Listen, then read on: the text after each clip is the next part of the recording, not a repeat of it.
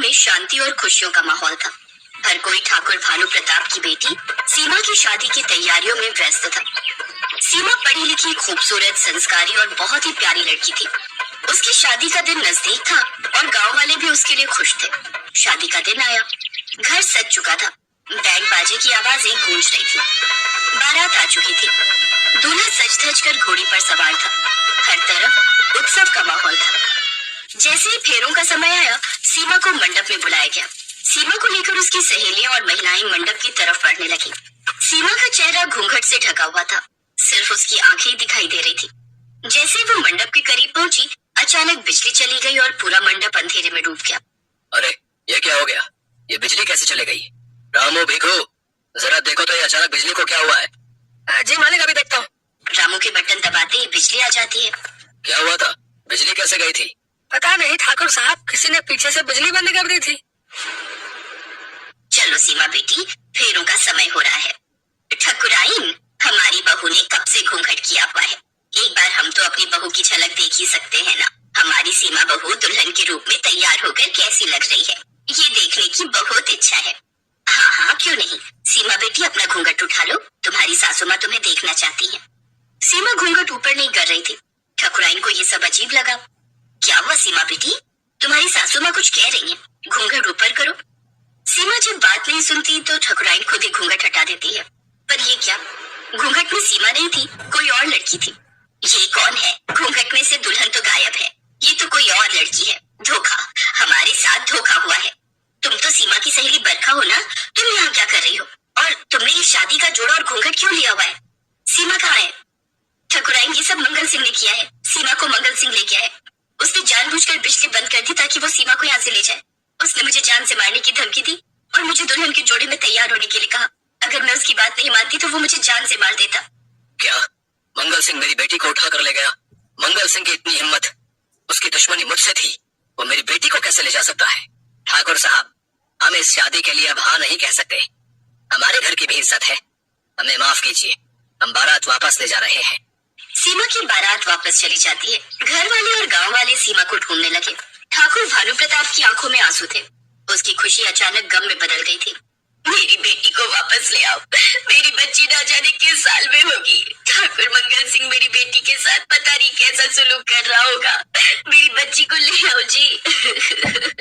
ठाकुर भानु प्रताप सीमा को ढूंढने के लिए निकल पड़ता है। घने जंगलों में भानु प्रताप अपने आदमियों के साथ सीमा को ढूंढ रहा था। इधर डाकू मंगल सिंह सीमा को लेकर एक पहाड़ी पर बनी गुफा में पहुंचता है, जहां पर डाकू मंगल सिंह का परिवार भी रहता था। मंगल सिंह की पत्नी हमेशा उसे गलत काम करने के लिए रोकती थी, पर मंगल सिंह उसकी एक नहीं सुनता था। आपने एक दुल्हन को मंडप से उठा लिया, किसी के घर की इज्जत है ये। आप किसी निर्दोष के साथ ऐसा व्यवहार क्यों कर रहे हैं?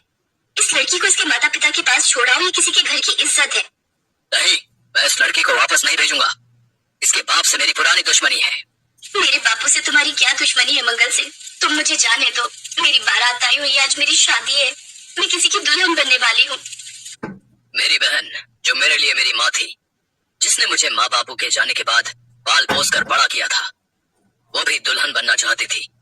तुम्हारे बाप से प्यार करती थी मेरी बहन, पर तुम्हारे बाप ने मेरी बहन राधा को धोखा दिया और किसी और से शादी कर ली। मेरी बहन ये सदमा बर्दाश्त नहीं कर सकी, उसने कुएं में कूद कर जान दे दी। मेरी बहन की मौत का जिम्मेदार तुम्हारा बाप था। अब मेरा बदला पूरा होगा जब तुम्हारा बाप तुम्हें ढूंढेगा और तुम बहुत दूर जा चुकी होगी। मेरे साथ चलो, अब तुम तब तक गुफा में बंद रहोगी जब तक तुम्हारा बाप नहीं आ जाता। नहीं, मैं तुम्हारे साथ कहीं नहीं जाऊंगी। छोड़ो, छोड़ो मुझे, छोड़ो। किसी की बच्ची के साथ ऐसा मत करो, छोड़ दो। किसी की निर्दोष औलाद को भूल जाओ, भूल जाओ अपनी दुश्मनी। नहीं, मैं कभी नहीं भूलूंगा। मंगल सिंह सीमा को एक गुफा में बंद कर देता है। इधर ठाकुर अपनी बेटी को ढूंढ रहा था, पर सीमा का कुछ पता नहीं चला। आप पुलिस में खबर क्यों नहीं करते थे? मेरी बेटी को आज गए 2 दिन हो चुके हैं, पता नहीं वो किस हाल में होगी। अगर हमने पुलिस को खबर की तो मंगल सिंह हमारी बेटी को नुकसान पहुंचा सकता है। मैंने अपने आदमियों को भेजा है, वो कोई ना कोई खबर जरूर लाएंगे। मंगल सिंह ने ठाकुर की बेटी को भूखा प्यासा रखा हुआ था। सीमा बहुत बुरी हालत में थी। मंगल सिंह की पत्नी सीमा को चोरी छुपे खाना देती है। सीमा, कुछ खा लो, मेरे पति अभी बाहर गए हुए। कोई नहीं है, ये लो, थोड़ा सा कुछ खा लो। मुझे भूख नहीं है, बस आप मुझे यहाँ से बाहर निकाल दो, मेरी मदद करो। मुझे अपने माँ बापू के पास जाना है। तभी मंगल सिंह आ जाता है। मैंने मना किया था ना कि ठाकुर की बेटी को कोई खाना नहीं मिलेगा। तुमने इसे रोटी कैसे दी? अगर इसे ऐसे भूखे रखोगे तो ये मर जाएगी। इसे कुछ खिला दो, इसकी हालत ठीक नहीं है। अच्छा है, ये मरेगी तो मुझे खुशी मिलेगी, क्योंकि मैं ठाकुर को रोते और तड़पते हुए देखना चाहता हूँ। जब ठाकुर के सामने उसकी बेटी दम तोड़ेगी तो मेरी बहन की आत्मा को शांति मिलेगी। उसी शाम जंगल में खेलते समय मंगल सिंह के बेटे को सांप काट जाता है। मंगल सिंह की पत्नी दौड़कर उसके पास जाती है। सुनो, हमारे बच्चे को सांप ने काट लिया, कुछ करो, किसी डॉक्टर हकीम को दिखाओ, मेरा बच्चा। क्या? मुन्ना को सांप ने काट लिया? मंगल सिंह और उसकी पत्नी का रो रो कर बुरा हाल था। उनका बेटा बेहोश पड़ा था। मैं मुन्ना को बचा सकती हूँ क्योंकि मैं एक डॉक्टर हूँ। मैं शादी के बाद गांव में अपना अस्पताल खोलना चाहती थी। मेरे बहुत सपने थे, पर तुमने सब चूर चूर कर दिए। क्या तुम डॉक्टर हो? अब मेरे बच्चे को बचा लो सीमा, मेरे बच्चे को बचा लो। मैं तुम्हारा ये एहसान कभी नहीं भूलूंगा। हाँ, मैं तुम्हारे बच्चे को जरूर बचाऊंगी, क्योंकि मैं तुम्हारी तरह निर्दयी नहीं हूँ। सीमा मंगल सिंह के बेटे के शरीर से सांप का जहर निकालने का प्रयास करती है। कुछ समय बाद मुन्ना को होश आ जाता है। मंगल सिंह को अपनी गलती का बहुत पछतावा था। वो जानता था अगर आज सीमा ना होती तो उसका बेटा भी न बचता। सुनो जी, अपनी भूल का प्रायश्चित करो। ठाकुर साहब की बेटी सीमा को उनके पास छोड़ाओ। आज सीमा ने हमारे बेटे की जान बचाई है। अगर सीमा ना होती तो हम अपने मुन्ने को खो देते। तुम ठीक कह रही हो पार्वती, मैंने सोच लिया है। मैं ये सब बुरे काम छोड़ दूंगा। मैं एक अच्छा इंसान बनूंगा। मैं तुम्हें और अपने बेटे को ईमानदारी की रोटी खिलाऊंगा। मैं अभी सीमा को ठाकुर साहब के पास छोड़ आता हूँ। चलो सीमा।